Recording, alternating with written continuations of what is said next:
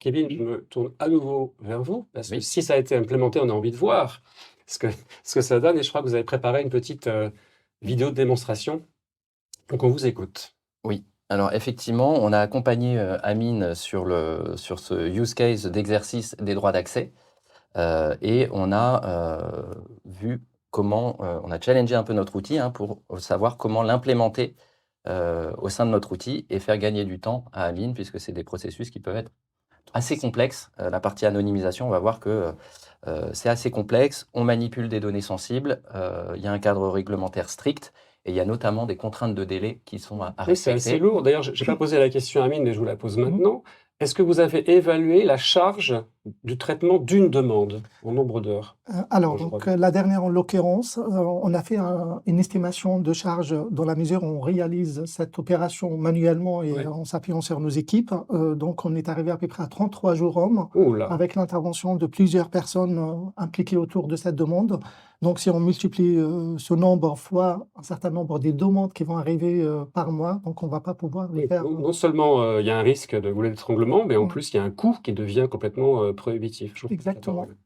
Voilà, donc pour, vous présenter un petit peu l'implémentation, sur la première étape, il va s'agir de qualifier la demande au plus tôt pour, finalement, se donner les meilleures chances de répondre dans le délai de 30 jours, hein, qui est imposé par le règlement RGPD, qui peut être négocié, mais c'est, en standard, ça c'est 30 jours en tout cas.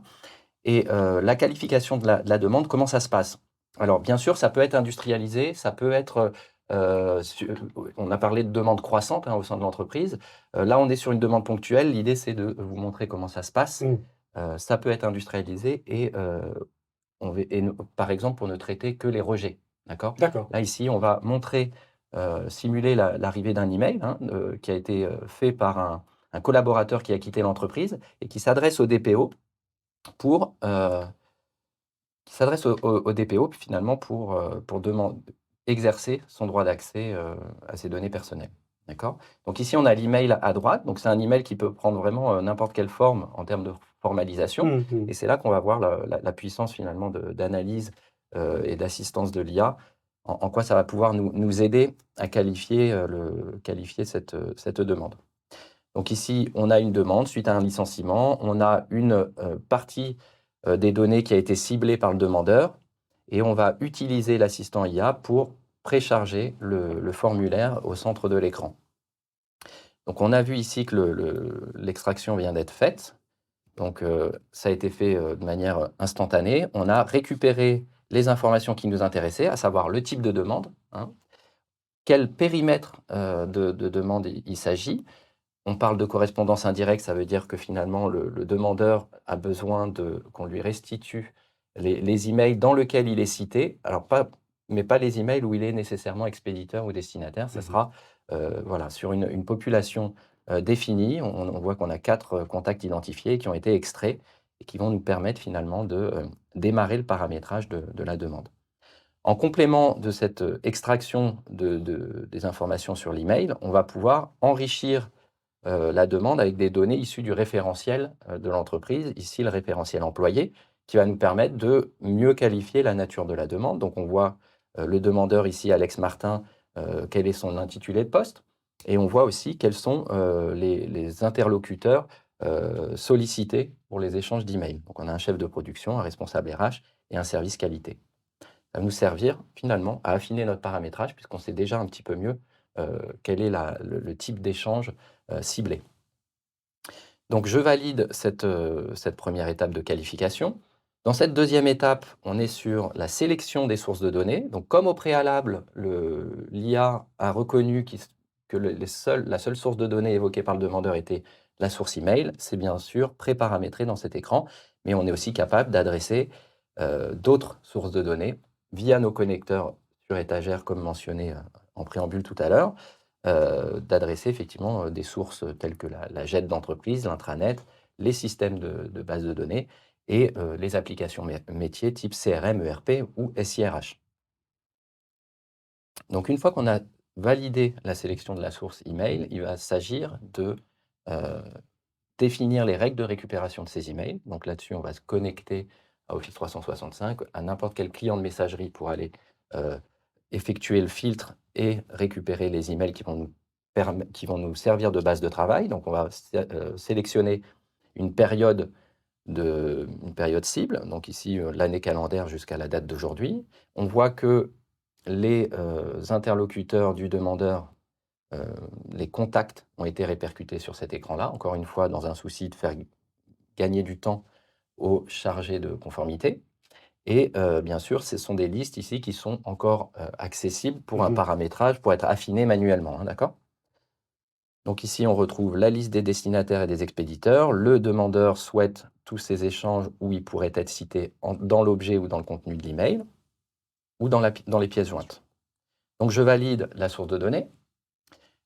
Cette étape d'anonymisation d'exclusion, là, c'est le nerf de la guerre. C'est vraiment là que tout le boulot du DPO et toute la rigueur finalement d'anonymisation et d'exclusion va se jouer. Et pour assister un maximum et minimiser le risque, on va encore une fois faire appel à l'IA. Ici, on a un scoring du risque automatique en fonction des éléments qui ont été extraits de la demande. Et on demande à l'IA d'évaluer le risque sur cette demande, sur une échelle de 1 à 3. Donc l'IA a détecté une échelle de 2, un risque modéré, et va pouvoir circonstancier la réponse, hein. Donc sur 3 éléments, effectivement, il y a une obligation de conformité. L'entreprise doit répondre à la demande des données dans un délai d'1 mois, sous peine de sanction. Ça, c'est une première exposition au risque. Le deuxième, c'est le risque de litige. Le courrier, finalement, faisait mention d'un licenciement, d'un contentieux. L'IA va détecter que ça peut indiquer une préparation d'action légale qui va augmenter le risque juridique pour l'entreprise. Et enfin, une troisième cause évoquée, si les documents et communications sont conformes et bien gérés, on va pouvoir limiter le risque. Et dans le cas contraire, des failles peuvent exposer l'entreprise. Donc, au vu de ces éléments, on va préparamétrer la grille des critères. On va préparamétrer la grille des critères, mais on va aussi pouvoir établir un seuil de confiance, un niveau de confiance préconisé. Donc ici, on est sur un niveau de confiance élevé. Si j'enlève un paramètre, stratégie d'entreprise, dans les critères d'exclusion, j'ai mon niveau de confiance qui baisse. Donc l'idée, c'est encore une fois de faire un peu garde-fou sur ces éléments d'analyse, de scoring qui sont quand même assez complexes, hein. On parle de plusieurs dimensions. On parle du cadre RGPD, on parle des éléments contextuels trouvés dans l'email, mais on parle aussi du contexte propre à l'entreprise et à son industrie. D'accord? Il peut avoir aussi son propre réglementaire avec ses propres contraintes et sa gestion du risque. Donc, on est guidé sur cette grille de paramétrage pour accélérer le traitement. Ici, je rajoute méthode de production parce que, en tant que chargé de conformité et peut-être l'intitulé de poste, ici, on est sur un opérateur de saisie, on peut imaginer qu'il y aura effectivement des données sensibles de cet ordre à vouloir exclure de la restitution. Dans la partie basse de ce formulaire, on va pouvoir aussi donner encore plus de souplesse pour affiner le réglage d'anonymisation. On va pouvoir rajouter des règles, autant de règles qu'on veut, qui sollicitent l'IA en arrière-plan. Par exemple, la détection des métriques de performance non liées au demandeur. Cette métrique de performance, elle est assez complexe parce que là, c'est l'IA qui va être capable de détecter quand est-ce que cette métrique concerne le collaborateur, quand est-ce qu'elle ne le concerne pas. Et quand elle ne le concerne pas, il faut l'anonymiser parce que ça peut être relevé du secret industriel. Dans cette partie basse, même chose pour les paramètres d'exclusion. Donc on peut mettre des mots interdits, par exemple, qui vont être discriminants. Ici, on a mis contentieux. On ne veut pas prendre le risque. Toute correspondance mentionnant le nom contentieux ne seront pas restituées non plus. Enfin, et c'est vraiment là l'étape finale, hein, c'est de choisir, avant le traitement, de travailler d'abord sur un échantillon. Ça fait partie des bonnes pratiques. C'est avant de lancer les moulinettes sur 5000 emails, on va les lancer sur un périmètre restreint et faire une revue qualité de ce résultat. D'accord. Donc c'est ce résultat qui va vous être présenté dans un instant. Donc ici, on a effectivement paramétré, fait un paramétrage personnalisé, hein, sur 2 règles que on a appelé des règles ad hoc. Et donc on va pouvoir, dans cette étape-là, contrôler le résultat. On a là un récapitulatif en haut de formulaire sur les éléments de contexte et le résultat ici qui concerne aussi bien le nombre d'emails récupérés que le nombre d'emails anonymisés ou exclus. D'accord? Donc, dans cette phase-là, on va aussi mettre un lien à disposition du DPO pour aller chercher la donnée et faire sa revue qualité. Cette revue qualité va pouvoir être faite hors de l'outil et on va pouvoir refaire des cycles itératifs, on va dire, retester, réaffiner les Mmh, paramètres si jamais il y a lieu de corriger un peu le tir, on voit d'accord. qu'on a des faux positifs, et voilà. Et donc là, on va prendre pour exemple, on voit que le livrable de sortie a classé les documents par interlocuteur. J'ai pris un interlocuteur, on va pouvoir voir le résultat d'anonymisation et notamment cette règle ad hoc, sur la notion de performance liée ou non au demandeur. Ici, on va la voir. On va voir qu'elle est anonymisée quand il s'agit des indicateurs de performance du site de production Mmh. et qu'elle est restée en clair, par contre, quand il s'agissait bien de données personnelles liées au demandeur. Donc voilà pour la partie exécution, traitement de l'anonymisation et des exclusions sur un échantillon. Donc là, on a quand même vu un petit peu, hein, comment l'IA pouvait nous assister tout au long du processus et Ouais. faire gagner du temps, Du temps et de la fiabilité, hein. de la fiabilité et diminuer le risque, Ouais, effectivement. ouais. Donc je vous propose de passer dans l'écran de supervision. Donc on a parlé de l'environnement cockpit tout à l'heure, qui va nous mettre à disposition tout un tas d'outils. On va se concentrer sur la supervision à chaud. Mmh. On voit ici le processus qui a été modélisé, ici en haut, hein, et on a déjà une durée moyenne d'exécution sur ce processus.